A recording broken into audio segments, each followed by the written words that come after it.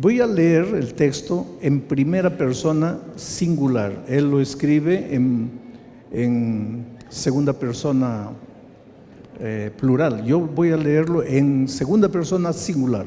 Dice así: ¿o no sabes tú que los que hemos sido bautizados en Cristo Jesús, hemos sido bautizados en su muerte? Ya esta pregunta comienza a hacernos pensar. Quiere decir que cuando tú entras al tanque del bautismo para ser bautizado, te estás bautizando en la muerte de Cristo. Eso es lo que Pablo dice. ¿No sabes que cuando eres bautizado en su muerte? Y después explica: porque somos sepultados juntamente con Él para muerte por el bautismo. ¿Por qué dice somos sepultados? Porque en la hora del bautismo eres sepultado con Él para muerte por el bautismo, a fin de que como Cristo resucitó de los muertos para la gloria del Padre, así también nosotros andemos en vida nueva. O sea, en la hora del bautismo, tú mueres, pero no mueres tú, Cristo muere por ti. Tú eres bautizado en la muerte de Cristo, ahora eres sepultado, muerto. Ahora eres resucitado, ahora es un hombre nuevo.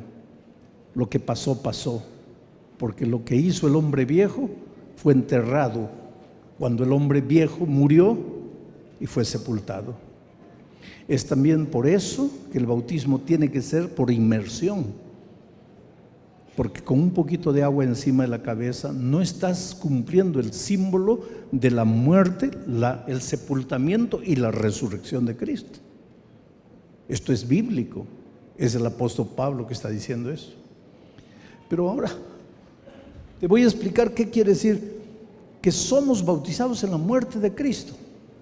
Vamos a entender. El propio Pablo, en el capítulo 6, un poco más adelante, dice: porque la paga del pecado es la muerte. Después añade: todos pecamos y estamos destituidos de la gloria de Dios. Todos pecamos y la paga del pecado es la muerte. Quiere decir, el resultado del pecado es la muerte. Para entender esto tenemos que entender qué es la vida, porque no podemos entender qué es la muerte sin entender qué es la vida.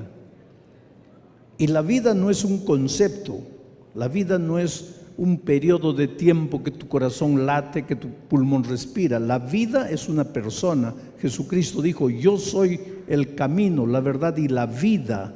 Cristo es la vida. Vamos a decir, aquí está Cristo, Él es la vida. Si tú quieres estar vivo, no estoy hablando de vivo biológicamente, porque todos estamos vivos esta tarde biológicamente, pero espiritualmente, ¿estamos vivos? Esa es la pregunta. Ahora, si tú quieres vivir plenamente, tienes que estar en la vida que es Cristo. Él es la vida. Si Cristo es la vida, en el momento que tú te separas de Jesús, te estás separando ¿de quién? De la muerte, de la vida. Y al separarte de la vida, estás entrando al territorio de la muerte. Este es territorio de la muerte. Todo lo que el ser humano viva separado de Jesús no es vida, es muerte. Por eso hay gente que dice: esta vida no es vida. Claro que no es vida si estás separado de Jesús. Para que la vida sea vida, tienes que estar en Cristo, porque Él dijo: yo he venido para que tengan vida y vida en abundante. Y Juan dice: el que tiene al Hijo tiene la vida. El que no tiene al Hijo de Dios no tiene la vida. Cristo es la vida. Cuando estás en Cristo, oh querido, te levantas de mañana, levantas los ojos al cielo. Dios mío, gracias, estoy vivo, Señor, estoy vivo, gracias. Lleno de deudas, pero estoy vivo, Señor. Sin empleo, pero estoy vivo. Eso es vida en Cristo. En este mundo de dolor, de miseria, puede haber enfermedad, cáncer, desempleo, injusticia, violencia, pero si estás en Cristo, estás vivo.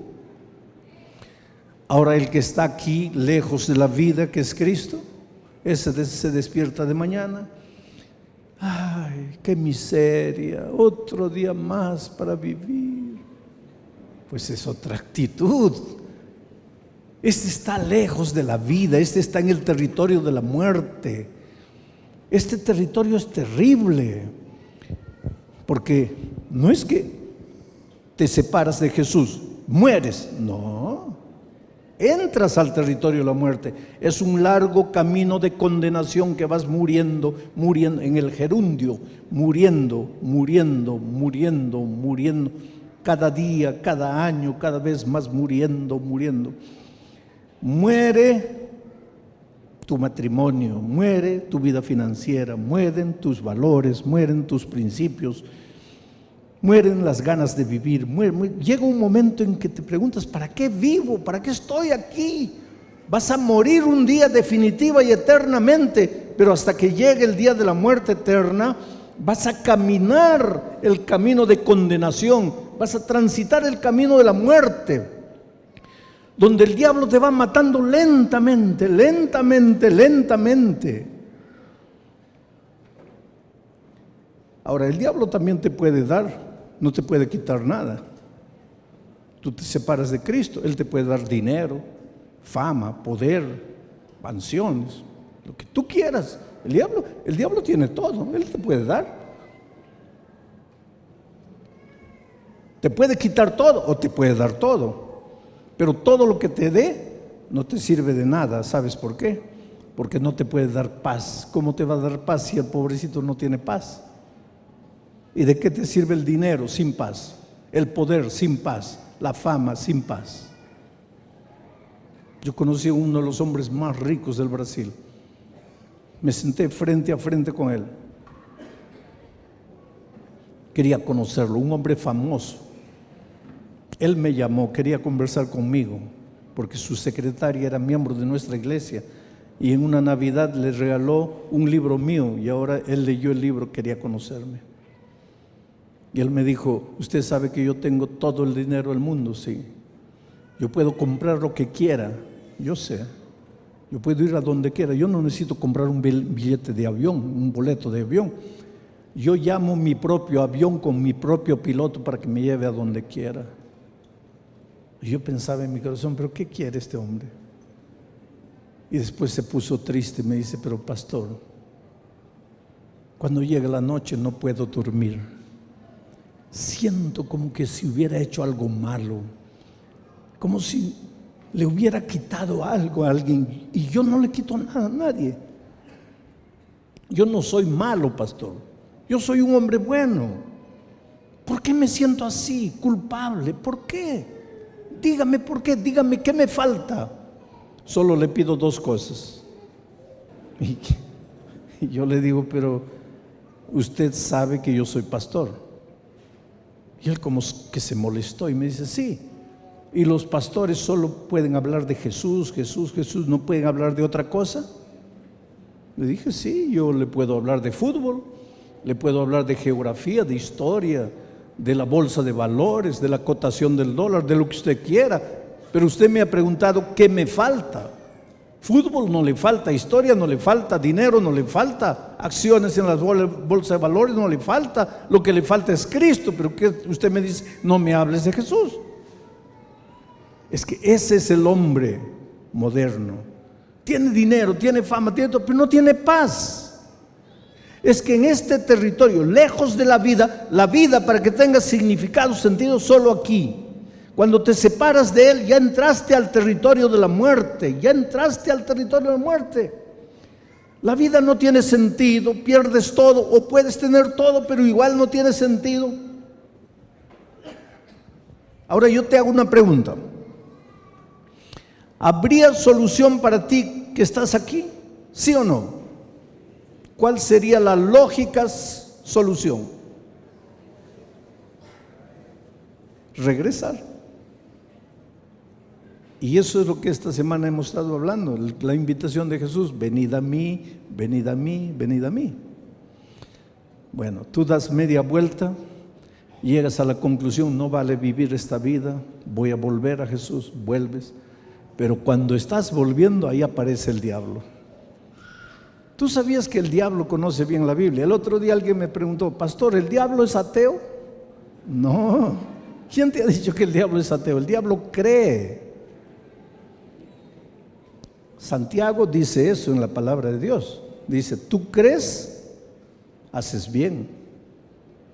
El diablo también cree y tiembla. El diablo cree, el diablo conoce bien la palabra de Dios. ¿Te acuerdas en el desierto cuando el diablo fue a tentar a Jesús? Fue con la Biblia abierta y le leía los versículos de la Biblia. El diablo conoce muy bien la palabra de Dios.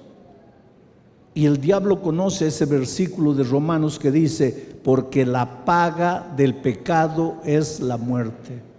Entonces, cuando tú estás aquí y decides volver a Jesús y comienzas a venir, ahí el diablo se presenta y dice, espera, Señor Jesús, ¿qué estás haciendo? ¿Lo vas a recibir a este miserable pecador que se ha venido aquí porque ha querido? ¿Tú lo vas a recibir de vuelta? Y Jesús dice, sí, lo voy a recibir. ¿Y por qué? Porque Él está volviendo. Espera un poco. ¿Este libro es tu palabra? Sí. ¿Podemos confiar en la Biblia? Sí. ¿Todo lo que está escrito aquí es verdad? Sí. ¿Y este versículo que dice la paga del pecado es la muerte también es verdad? Sí. ¿Y por qué lo vas a recibir? Pues si él pecó, tiene que morir. ¿Por qué lo vas a recibir de vuelta? Miren la situación en que se encuentra Jesús ahora. Porque Él te quiere recibir, pero su palabra es eterna. Y su palabra dice que la paga del pecado es la muerte. Y tú has pecado y tienes que morir. Pero ahora quieres ir a Él. Y ahí el diablo dice, no, Señor, Él pecó, tiene que morir. Ahí entra la muerte del Señor Jesucristo. Porque Jesucristo le dice al diablo, es verdad que Él pecó, es verdad que Él merece morir, pero yo morí sin haber pecado y ahora yo le voy a dar mi muerte a Él.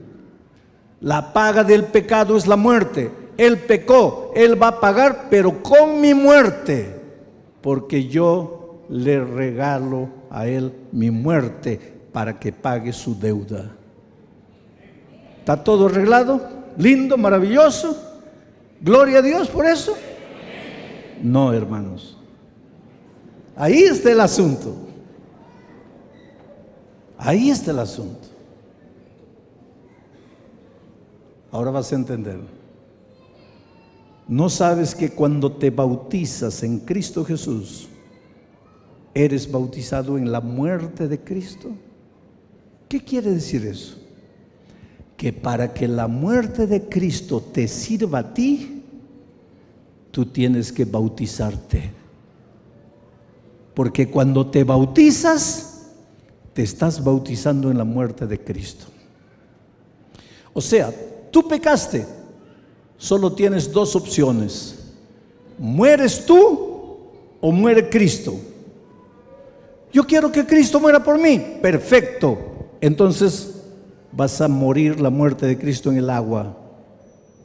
Ahí Cristo muere por ti. Ah, Señor, pero es que yo no quiero bautizarme. Entonces mueres tú. No, pues, pero yo no quiero morir. Entonces muere Cristo.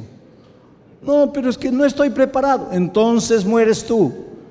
No, pero que, Señor, entonces te bautizas. Tú no tienes camino. Todos pecamos. Todos estamos condenados a muerte. Solo tenemos dos caminos: o morimos nosotros o muere Cristo. Pero si yo quiero confiar en la muerte de Cristo, tengo que bautizarme. Porque cuando te bautizas en la muerte de Cristo. Pero las personas inventan disculpas para no bautizarse. Dicen, una de las disculpas: pastor, es que no estoy preparado. Hay otros que dicen, pastor, pero téngame un poco de paciencia. Todavía no. Pastor, cuando me jubile. No, pastor, cuando termine mis estudios.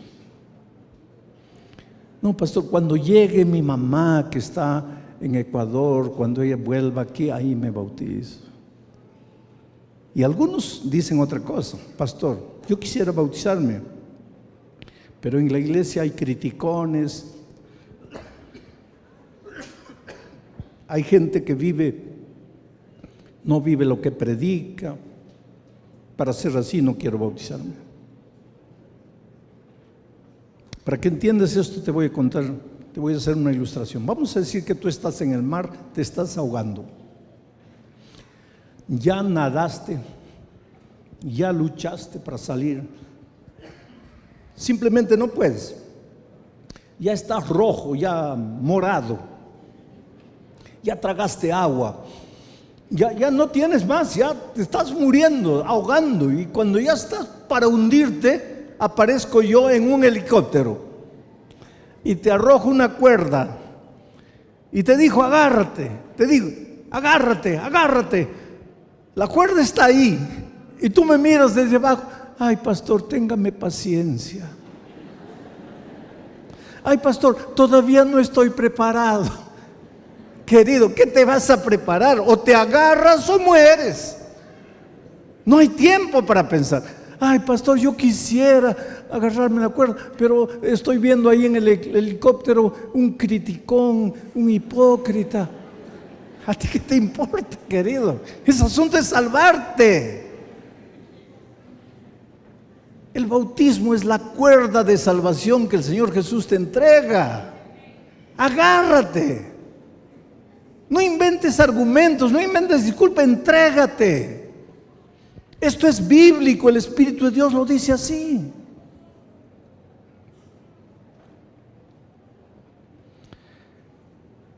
A veces Dios tiene que trabajar en la vida de las personas de manera dramática, ¿sabes?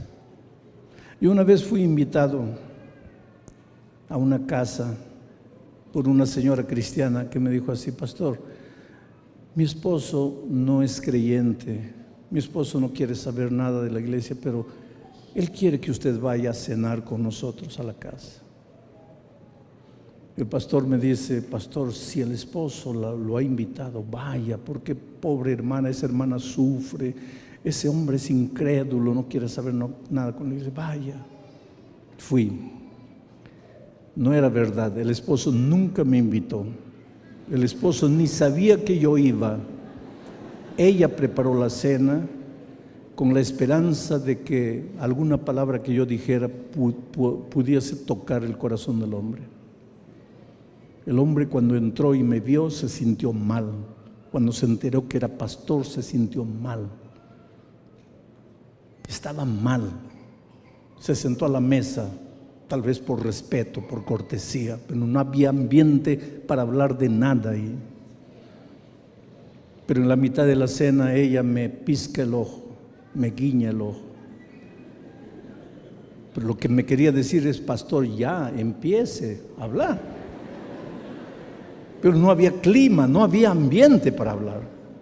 Pero ella de nuevo, y yo comencé a pensar: esta señora me va a meter en problemas aquí, porque mi esposo me mira, me guiña y me guiña.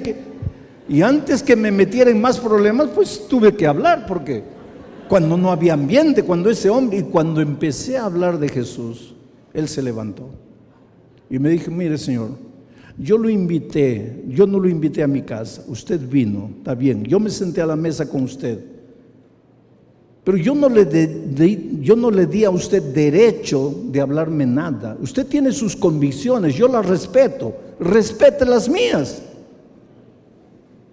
Y tenía toda la razón. A veces tú, en el mejor deseo de querer traer a una persona para Cristo, invades su fuero íntimo. No puedes hacer eso. Tienes que respetar a las personas. Pero pastor, yo quiero traerlo para Cristo. Calma, calma. Dios tiene el tiempo, el momento.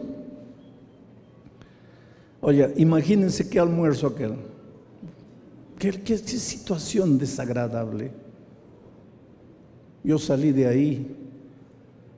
Pasaron años, tal vez unos 20 años. Y un día vuelvo por casualidad a esa misma ciudad y aparece esa señora y me dice: pastor, mi esposo quiere que vaya a cenar a la casa. Me acuerdo de ella. Le digo, ay, mi hermana, yo me acuerdo la última vez que él me invitó. Y ella comienza a llorar. Y me dice, pastor, discúlpeme por lo que hice aquel día. Pero ahora sí, pastor, mi esposo quiere cenar con usted. Mi esposo es miembro de la iglesia. Él se ha bautizado. Pero él no puede venir porque él está en silla de ruedas. ¿Qué le pasó? Un empresario rico, de mucho dinero. Un día, volviendo de una fiesta, ebrio, se salió de la carretera, cayó, quedó casi un año en el hospital. Pensaban que no iba a salir, salió, condenado a una silla de ruedas. Dolores terribles en el cuerpo, especialmente cuando enfría, cuando el clima baja, le duele el cuerpo, los huesos. Al principio gritó, insultó a Dios. Después comenzó a llorar. Un día se acercó a la esposa y le dijo, mira, si yo le entrego mi vida a Jesús, ¿tú crees que Él me aceptaría? Ella le dijo, claro que te acepta. No, tú no entiendes. Si cuando yo tenía dinero, cuando tenía empresa, cuando tenía vida, cuando tenía salud, yo no quise, ahora que no tengo nada, Él me aceptaría. Y ella le dijo, ¿quién te dijo que Dios está interesado en tu empresa, en tu dinero? Ven a Jesús. Y él fue. Y un día 4 diáconos tuvieron que cargarlo al tanque del bautismo. Y él fue bautizado. Y esa noche que estuve ahí, él no pudo venir porque estaba haciendo mucho frío. Al día siguiente fui a la casa. Me dijo, pastor, perdóneme por la manera como lo traté.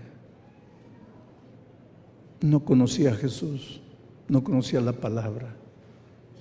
Perdí lo mejor de mi vida. Tuve que quedarme así para entender que yo estaba huyendo de Cristo.